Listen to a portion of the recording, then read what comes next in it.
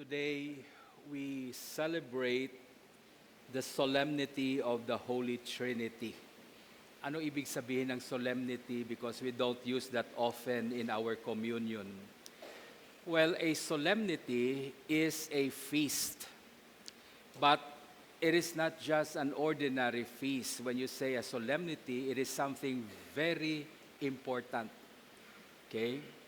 So, ang ibig sabihin ng solemnity is also a feast, but not just an ordinary feast. Hindi yan kagaya ng piyesta ng isang santo. No?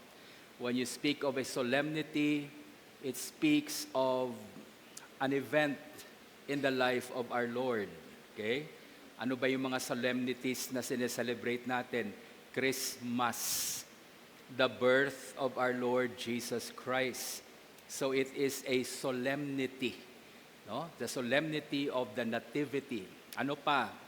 Easter, ang pagkabanhaw, no? The resurrection of Christ.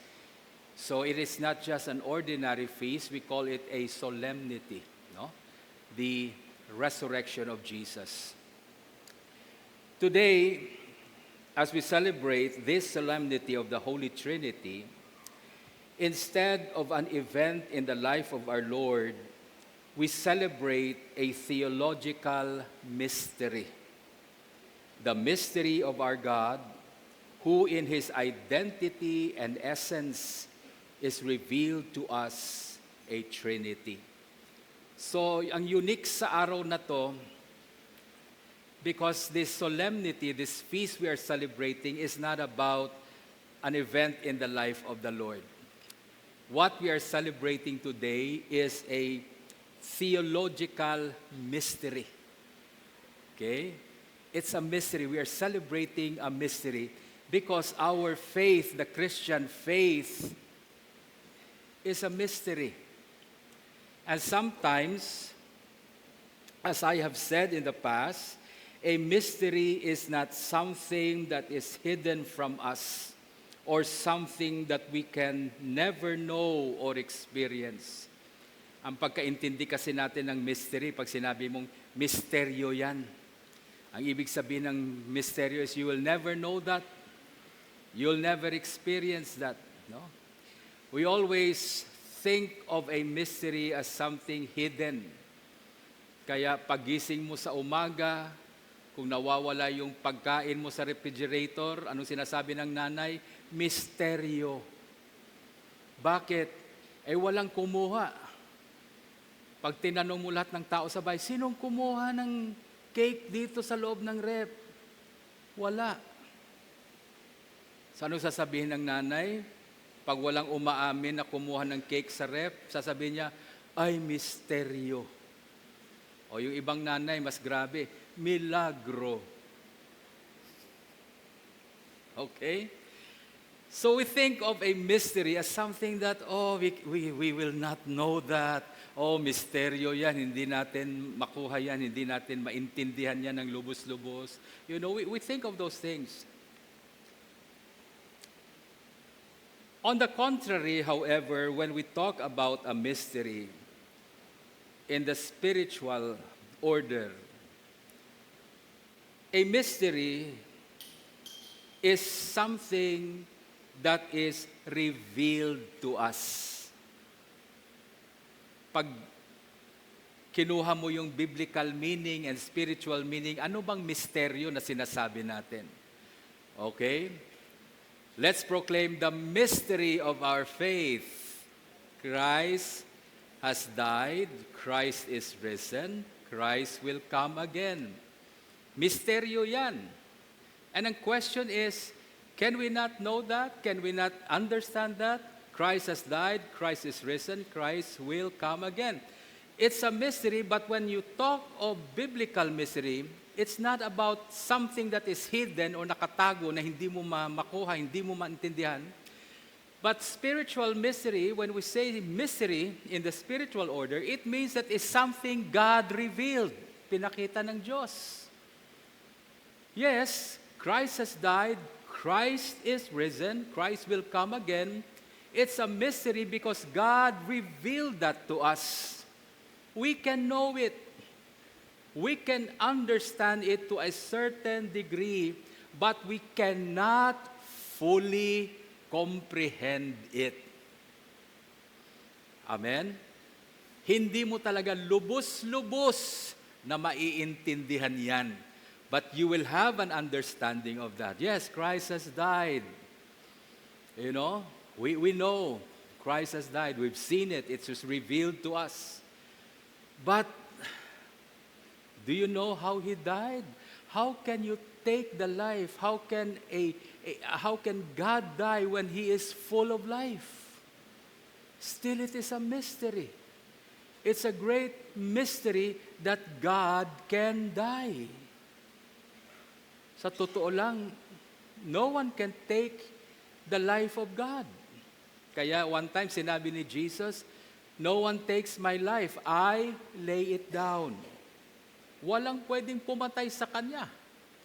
And the reason He experienced death is not because people killed Him. He experienced death because He laid down His life. It's a mystery. Yes, it is revealed. Yes, we understand it, naiintindihan natin, but not fully.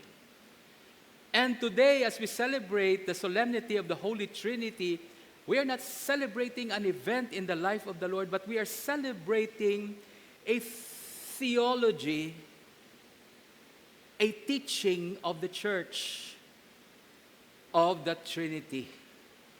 So the Trinity, when you talk about it, it is not something na hidden from us and we can never know and understand. No, we can to a certain degree. Whenever we talk about a mystery, we talk about something that is revealed to us, something that is not hidden from us. Hindi po tinatago ng Diyos sa atin to. Kasi marami nagsasabi, no? Lalo na yung mga hindi naniniwala sa Trinity. They always say, wala naman sa Bible yan. Wala naman sa Old Testament yan. Well, in the Old Testament, you will notice there are already hints of the Trinity. Hindi pa pinapahayag ng Diyos, pero meron na siyang mga clue. Meron na siyang mga hint that the Trinity really exists. I'll give you an example. Yung reading natin kanina sa first reading, Genesis. You know, when God created man, anong sinabi niya doon? Let us make man in our image. You notice, sa Old Testament, one God, one Creator, pero nung lilikha niya yung tao, sabi niya, let us. It's plural. Sinong us? Sino sila? Kasi hindi lang isa ang gumawa, ang lumikha ng tao. Sabi niya, let us make man. And people who don't believe in the Trinity, sabi niya, yung mga angels kausap niya. Sabi niya sa mga angels, so let us make man, tayo. No. Why? Because man is created in the image of God, not angels. So when God was saying, let us make man in our image, in our likeness, He was referring to God Himself. Pero bakit sabi niya us and our? Hindi singular, but plural. So sa Genesis pa lang, kahit na hindi sinasabi ang Trinity, hindi minimension ang Trinity, in the Old Testament, you already have a hint that your God is not just one person. Yeah, one God. But three persons. Let us make man in our image. Amen? So the Trinity is a mystery that is not hidden from us. God revealed that to us. May nagsasabi din na iniimbento lang yan ng simbahan. Christians were just inventing that story that God is three persons in one God. Hindi po imbento yan. Because all throughout the Bible, makikita mo na. Sa second reading natin, New Testament, sa Old Testament, kanina yung sinabi ko, let us make man in our image and in our likeness. Our, us, plural. In the New Testament, ano sabi ni St. Paul when he was telling the church, be of one mind, be united, be at peace with each other? And then he gave them a blessing. May the love of God be upon you the grace of our Lord Jesus Christ and the fellowship of the Holy Spirit. So in the New Testament, lumalabas talaga kasi saan yung word na Trinity? Ay wala talaga. Merong pumunta sa akin one time, I was still in Antique, sabi niya, if you can show me the word Trinity in the Bible, I will go to your church and I will give my life to Jesus. Sa isip ko lang, hindi ko naman sinagot. Sabi ko, pumunta ka na lang sa impyerno. Because you will not find the word Trinity in the Bible. Amen? Walang Trinity. But the reality of the Trinity has always been in the Scriptures. Amen? From the Old Testament, nakita natin, marami yan, may mga hint yan. Then, in the New Testament, makikita natin, Paul was saying, may the love of the Father, the grace of our Lord Jesus Christ, and the fellowship of the Holy Spirit. You know, Trinitarian formula, it's always been there. So God is not hiding Himself to us. God is not hiding the mystery of the Trinity to us. He is revealing it to us. The mystery of the Trinity is a mystery so rich and so deep that when we return to it over and over in our life, we come to an ever richer and deeper appreciation of what we will know fully only in the fullness of time. You know, yung mystery ng Trinity, may nagsasabi na naman, si Bishop, bababa na, pampatay tayo nito, hahaba na naman yung sermon. Sige, akyat lang ulit ako para hindi hahaba. The mystery of the Trinity that is revealed to us. Okay, you notice there, ang mystery na yan, hinahayag talaga ng Diyos sa atin. He wants us to really understand. He wants us to see these things. But that mystery that God reveals to us about Himself, okay, it is so rich, it is so deep, na hindi pwede natin maintindihan sa isang upuan lang. We can never understand it. In one sermon, kagaya ng sermon na to, I don't expect you all to go home and say, now I understand the Trinity. No, we cannot. Pero the Trinity is something that you can encounter every day in your life. And if we go back to it and reflect on it every day and every time we go back, we go deeper and deeper into understanding of it. At hindi lang maintindihan mo. Your understanding will become deep and so rich that you begin to appreciate it. You begin to value. Walang katapusan po. You know, there was a story of the great Saint Augustine, no? Si San Agustin. One time, Saint Augustine was learning and studying kasi matalino talaga. No?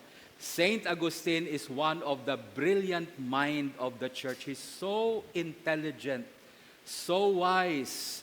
And so, one time, he wanted to explain the Trinity to the church.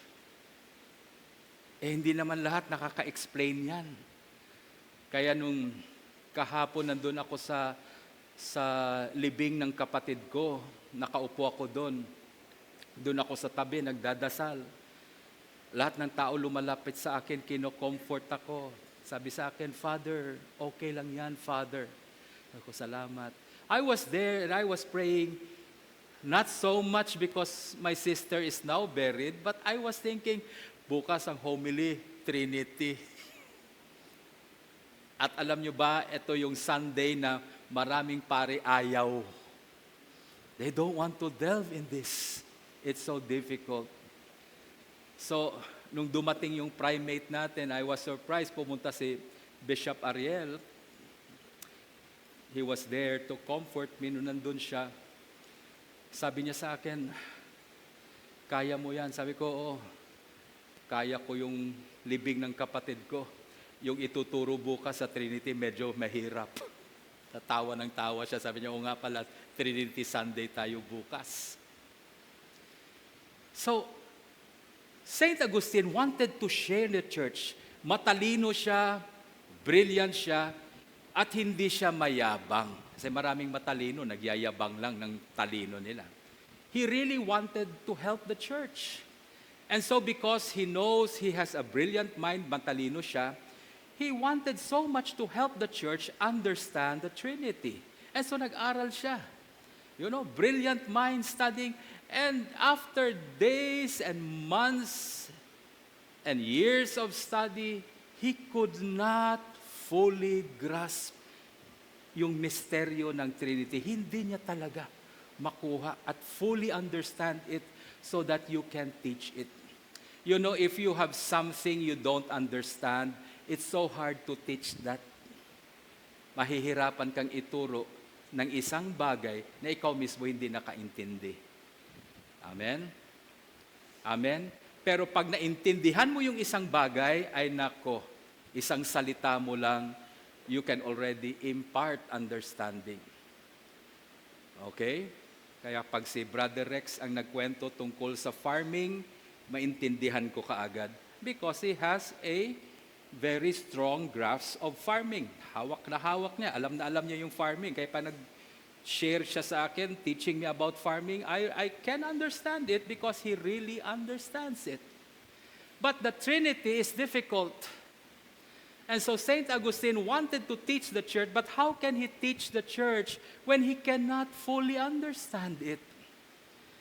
And in his frustration, one time, nakwento to, one time he got out of his study, iniwan niya yung libro niya, iniwan niya yung pinag-aaralan niya, kasi hindi talaga makuha niya. He went out, naglakad siya sa dagat. He went out for a walk in the beach. So while he was there, he was talking to himself, thinking of the Trinity, praying. And along the beach, he saw a little boy, merong bata doon. Yung bata, humukay ng butas in the sand. He was digging a hole. And in that hole, kumukuha siya ng tubig. He has a shell, meron siyang shell. Kumukuha siya ng tubig sa dagat at pinapasok niya doon sa butas na hinukay niya. Sige, balik-balik siya sa dagat, kuha ng tubig. And so St. Augustine got curious. Tinanong niyang bata, "Iho, anong ginagawa mo?" Itong sabi ng bata, "Ililipat ko ang tubig ng dagat dito sa butas ko. I'm going to empty the ocean and put the water inside my hole." And St. Augustine said to the child, "Oh no, you cannot do that. Hindi mo kayang gawin yan. Ang liit ng butas mo, ang dagat ay napakalawak. How can you put the whole ocean into your hole? It's impossible." And the child looked at him and said, "Mas madali ito kaysa kunin mo yung Trinity at unawain mo sa utak mo." And some people say na yung bata na yon actually was Jesus, no, appearing to Saint Augustine. Sabi niya, mas madali pa ilipat yung tubig ng dagat dito sa butas ko compared to getting the mystery of the Trinity inside your head na maunawaan mo talaga. Sabi niya, it's impossible. And Saint Augustine said, if you come to the point, dumating ka sa punto at sasabihin mo, naintindihan ko na ang Trinity. Now I have fully understood the Trinity. Pag dumating ka sa punto na yon, sabi niya, then you have not learned anything. Hindi na Trinity ang nasa laman ng utak mo. Because the Trinity, yes, we can know, we can understand, but not fully. maybe in the fullness of time, when we can come to the end of everything, maybe maintindihan natin. But more than understanding the Trinity, I believe as a church, ang tinuturo sa atin na ilagay lang natin yung pananampalataya natin sa iisang Diyos. Isang Diyos pero tatlong persona. You just put your faith in the Trinity. And as we put our faith in it, then we will be able to live out the life of the Trinity. Yun lang naman ang importante sa atin. Not to really fully grasp it, but to live out what we only understand about the Trinity. Okay? So I'll try to give you something about it. And it's not perfect. It's not a real, hindi masyadong, mababaw masyado to, no? Pero at least meron tayong maunawaan. When you talk of God as one or Trinity, you are talking about God who is three-person, distinct person. When I say distinct person, the Father is not the Son. Kasi sabi nila, yung Father, nagpapalit-palit lang naman ng anyo eh. Sometimes He is the Son, sometimes He is the Father. No, the Father is really a distinct person. Do you have only one person of the Father? Then you have the person of the Son of God, Jesus Christ. The second person of the Trinity, Jesus Christ is not the Father. Okay? The Son is not the Father. He is also a distinct person. The Holy Spirit is also a distinct person. So kung yung sinabi mong person yung Holy Spirit, person yung Son, person yung Father, they're distinct person, they are not one and the same. Therefore, they have will, may sarili silang kalooban, may sarili silang pag-iisip. Okay? Distinct. Pero bakit, Bishop, hindi tatlo ang Diyos natin? If we have three persons in one God, how come we say we only have one God? Because in person, they are distinctly different, but in essence, God the Father is God. The Son is God. The Holy Spirit is God. So in essence, they are one. Hindi sila pwedeng isang Diyos, isang Diyos, isang Diyos. No, they are just one God in essence. Three distinct persons in one God. That's why when we make the sign of the cross, tinuro ni Bishop Raimundo yung kamay natin, paano? Etong tatlo na to, which represents the Father, Son, and Holy Spirit, we put them together. And we pronounce it in the name of the Father, and of the Son, and of the Holy Spirit. Amen. So the three person of God, one. Then ano tong dalawa? Jesus Christ is fully God, fully human. Jesus is not half God, half human. No. He is 100% God and 100% man. Kaya ito dito yan. Okay? Then we trace it in the name of the Father, Son, and the Holy Spirit. We trace it with a cross from the forehead, then lower than our chest, then the shoulders. Ito yung sign ng cross. Kaya makikita mo kahit wala kang sinasabi, pag pumasok ka sa church, when you do that, wala kang sinasabi, wala kang iniisip, but your body is already praying. Yung katawan mo mismo nagdadasal na. It's praying. Amen? Bishop, bakit cross ang ginagamit natin? Well, when you make the sign of the cross on yourself, it means that I have been crucified with Christ. It's no longer I who live, but Christ who lives in me. It is a proclamation. It is a prayer to God. Lord, I am crucified with Christ. Ba't ako matatakot sa problema ko? Bakit ako matatakot sa mga kaaway ko? Pinako na ako sa cross namatay na ako. Now, hindi na ako ang nabubuhay. Yung nakikita yung nabubuhay, si Kristo yan sa akin. So that's a proclamation. Amen? So, the Trinity, Bishop, bakit kailangan natin mayroon tayong kahit konti lang pagkaunawa sa Trinity? Why do we need to understand the Trinity? Maybe not fully, but why do we need to study and learn this? Every year, binabalik-balikan natin yung solemnity of the Holy Trinity every year. Because like I've said, every year when you go back to it every year, mas lalong lumalalim yung pag-unawa mo. Amen? And you will have a richer appreciation of your God. Why? Why? Because as disciples of God, as followers of God in Christ Jesus, we are created in the image and likeness of God. Hindi mo maintindihan ang sarili mo, ang buhay mo. You can never fully grasp it until you understand certain things about God. Amen? Bakit? Because you are created in the image and likeness of God.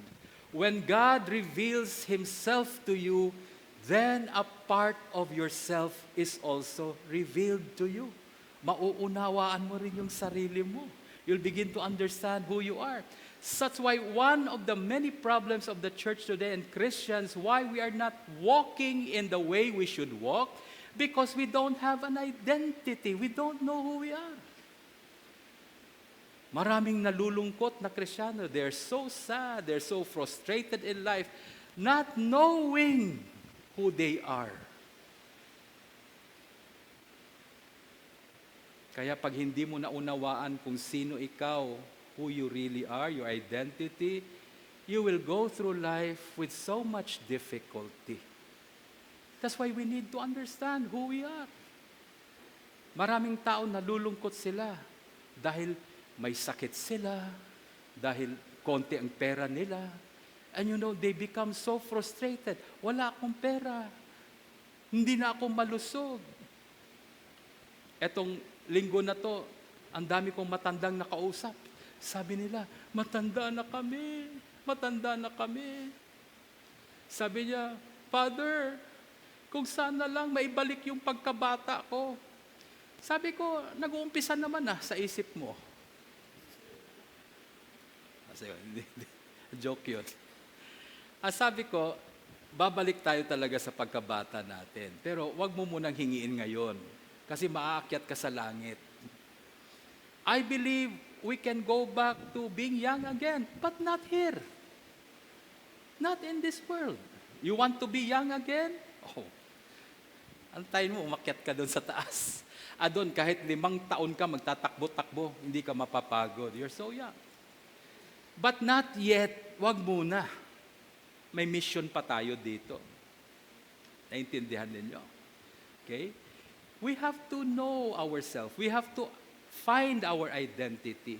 And our identity, you want to know who you are? Kasi pag nakilala mo yung sarili mo, once you find out who you are, your identity, you will also know what you can do. And many Christians don't know what they can do. May problema ako, wala akong magawa. Bishop, ganito, wala na akong magawa.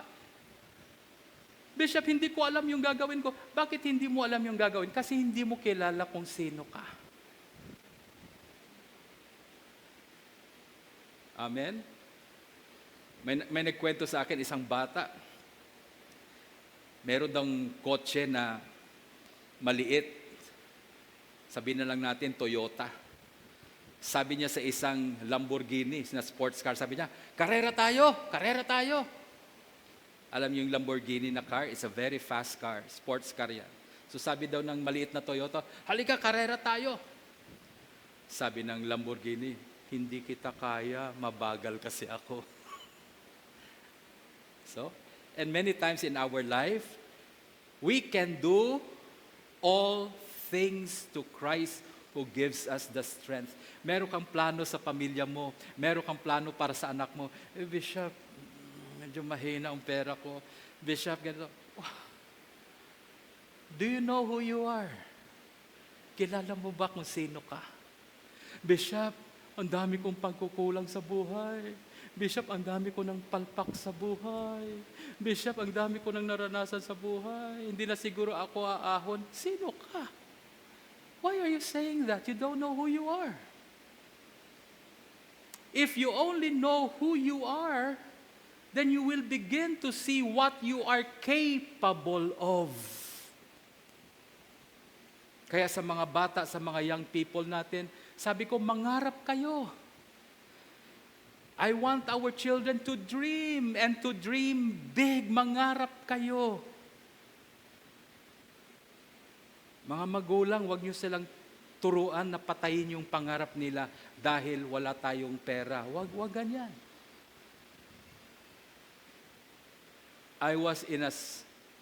Pumunta ako sa isang squatters area one time, visited a squatters area. Mahirap kausapin yung mga magulang doon. Kasi paglapit sa iyo, hihingi na kagad ng pera dahil mahirap sila. So ang ginagawa ko, kinakausap ko yung mga bata. Yung mga bata, ni 5, walang hinihingi. So I was talking with the children doon sa squatters area, nag-uusap, naglalaro ako sa mga bata. Then I asked them, tinanong ko sila, paglaki mo, anong gusto mo maging? And some of the children were laughing, they were quiet. Pero merong isang bata doon, sabi niya, gusto ko maging doktor. Sa squatters area, pag may narinig ka na isang bata na may pangarap, malaking bagay yan. Kasi sa lugar na yan, yan ang lugar minsan na yung pangarap patay na. Pag wala ng pangarap, wala ng pag-asa. Hanggat may ginhawa, kahit ano pang sirkumstansya, habang may buhay, may Diyos. Hindi, okay lang. Joke lang. May pag-asa. Kaya huwag mong patayin yung pag-asa. Di ba? Sabi ng isang bata, paglaki ko, Father, gusto ko maging doktor. And I was so happy because sa squatters area na yan, at least may nangangarap ng mataas na pangarap. It's good. Pasarap talaga pakinggan. At sabi ko lang sa batang yon, sabi ko, alam mo iho, pagdadasal talaga kita. I'll really pray for you. Tapos biglang nandyan yung nanay. Ay nako, yung nanay. Patay trip talaga. Sabi niya sa anak niya, Hindi ko na lang sabihin yung word na sinabi niya. Sabi niya, G-A-G-O ka. Sabi ng nanay. Kaya mo ba? Kaya mo ba maging doktor? Yun ang sabi ng nanay. Patay trip. Sinira yung pag-asa ng bata. Kaya mo ba magdoktor? Bungkol, kating mana. Kaya mo maging magdoktor? Alam mo sagot ng bata? Oo, kaya ko. Ikaw, kaya mo ba? So parang, nung narinig ko yun, parang, yes. You know? Sige anak, panatan mo pa. Kaya ko, sabi ng bata. At tinanong niya yung nanay niya, ikaw, kaya mo ba? Hindi nakasagot yung nanay. When we don't know our identity, you will not know what you're capable of doing. Minsan nangangarap tayo ng mababa lang kasi hindi natin kilala yung sarili natin. Nangangarap tayo base sa pera natin. Base sa edad natin. Base sa mga bagay-bagay. We base everything in what we only understand about ourselves. But if you know who you really are, pagkilala mo kung sino ka, lalawak yung pagkaunawa mo, at tataas ang pangarap mo sa buhay. Amen? Amen. Hindi tayo makakaahon sa kahirapan kung yung mangangarap tayo ng mababa lang. Sabi nga ng isang philosopher, aim for the stars and you will hit the treetops. Aim for the treetops only, you will hit the ground. Aim for the stars and you will hit the treetops. Mangarap ka ng mataas. And it begins with knowing who you are. Why do we need to understand the Trinity? Because we are created in that image and likeness. Yan ang kawangis natin. Kung sa Bisaya pa, doyon roaton nga hormahan. Ina ikaw ging horma it Diyos sa anang sarili mismo. That's why if you understand that God is Trinity, then you begin to understand your identity. We are not a people who is designed to live alone. Because God, yes, one God, but they are three persons. Three persons so united, so in love, moving in love, that they become one in essence. If you identify with that, then you begin to realize family is important. Community is important.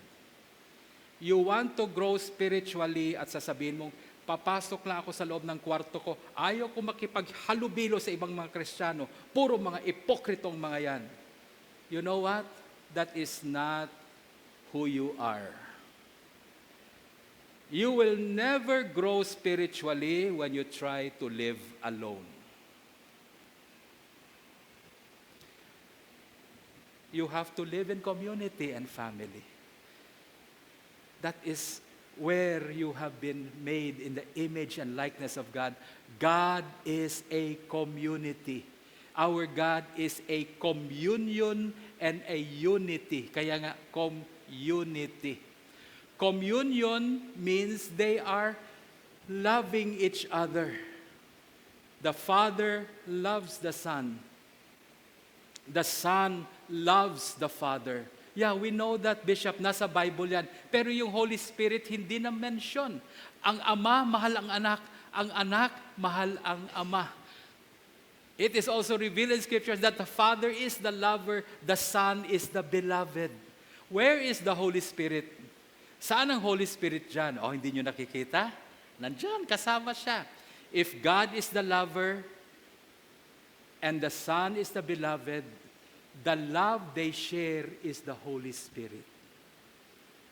Siya yung pag-ibig na namamagitan sa anak at saka sa ama.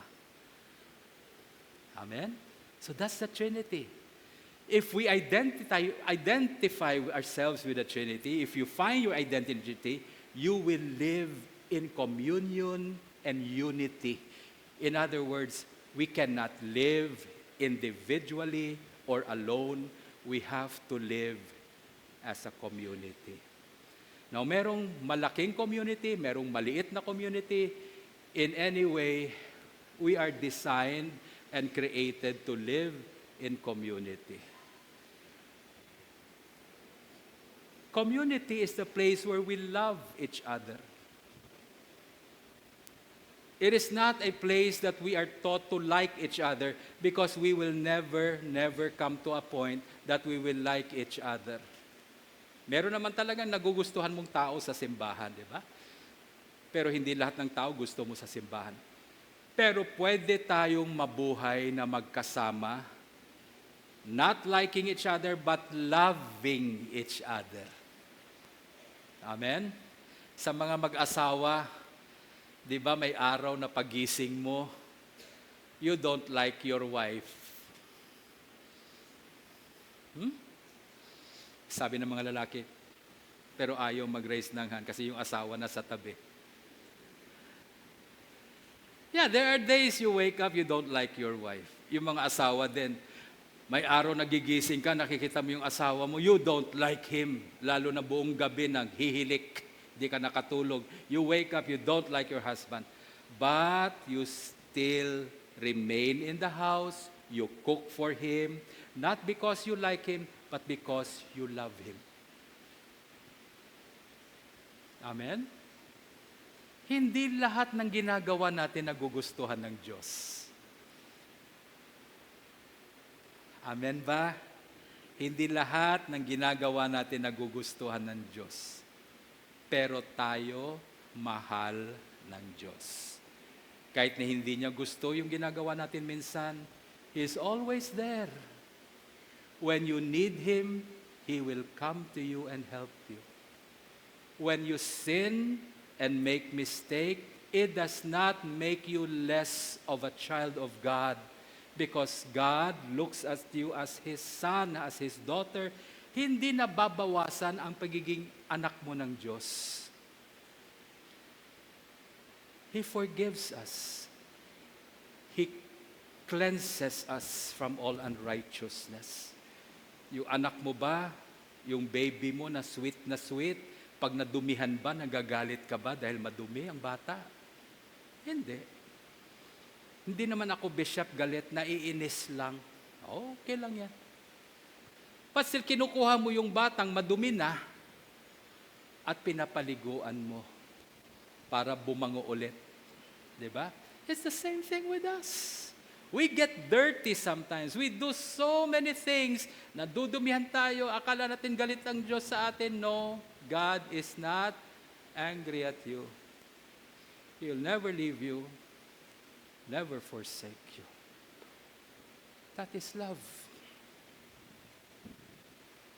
If we begin to understand who our God is, Trinity, ang nangyayari niyan, it begins to influence our life. That's why yung mga tatay, you spend time with your family. Yeah, they know you have to work. Naintindihan ng pamilya mo na kailangan mo magtrabaho. Pero pag walang trabaho, huwag ka naman pumunta sa barkada muna. Go home and be with your children. Naintindihan nila may trabaho ka. Sige, Papa, trabaho ka. Alam namin kumakayod ka para sa amin. Pero pag wala namang trabaho, naku, nandun pa rin sa sabungan. Nandun pa rin kung saan-saan. Nandun pa rin sa barkada. Hindi. Pag walang trabaho, di umuwi ka sa pamilya mo. Stay with your children. Why? Because that is who you are. You are created in the image and likeness of God. God is communion. God is unity. Loving one another. Pag naunawaan natin yan, babago ang buhay natin. We will become more loving in our community. Amen? Ay, nakakainis si brother ganito. Ay, nakakainis si ano. Gusto ko magsimba, sana absent siya. Sabi ng isa sa akin, Bishop, hindi ako magsisimba ngayon kasi ayaw ko yan, no? Ayaw ko yan, no? Katabi na yan. Sana magkasakit yan next Sunday para makasimba ako. Grabe naman. Diba? Kasi hindi mo na unawaan ang sarili mo. Sabi ko, intindihin mo muna yung kapatid mo. Ikaw naman nagagalit ka na kagad, hindi mo na intindihan. Sabi niya, Bishop, ilang taon na ako dito, hindi ko pa rin naiintindihan yan. Alam mo bakit hindi mo naiintindihan? Dalawang bagay. Number one, ayaw mong intindihin. Ayaw mo talagang intindihin. So, hindi mo naintindihan. Second, ba't mo maintindihan? Hindi mo nga maintindihan ang sarili mo. You can never understand another person if you yourself don't understand yourself. Kaya pag nagagalit ako sa isang tao, tinitingnan ko muna yung sarili ko, ba't ako nagalit? Hindi, dahil sa tao na yan masungit kasi yan. Hindi. Tingnan mo muna ang sarili mo, ba't ka nagagalit sa kanya? What's wrong with you? But when you begin to understand, I am created in the image and likeness of God. God is communion. God is unity. loving each other. Then when I begin to understand myself, then I will understand that person. Ay, may sakit pala. Ay, masungit yan. May taning na ang buhay. Oh, ganun ba? Sige, hayaan ko na siya maging masungit. Okay lang. Malubha pala yung sakit. Then you understand the person, naintindihan mo na siya. So kahit na nagagalit, kahit na nakakainis na, okay lang sa'yo. Magdadala ka pa rin ng pansit sa Sunday para sa kanya, o kumain ka muna. Diba? Why? Kasi naunawaan mo siya. Bakit mo siya naunawaan? Naunawaan mo rin yung sarili mo. Paano mo maunawaan ang sarili mo? Kasi ang Diyos nagpakilala sa atin at naunawaan natin ang Diyos. We are created in the image and likeness of God. The more we will know God, the more we will know ourselves. And the more we know ourselves, the more we will live in love with others, forgiving each other, taking care of each other. That is what community is. When we come together as a church, when you come together as a family, you are living in the image and likeness of our God.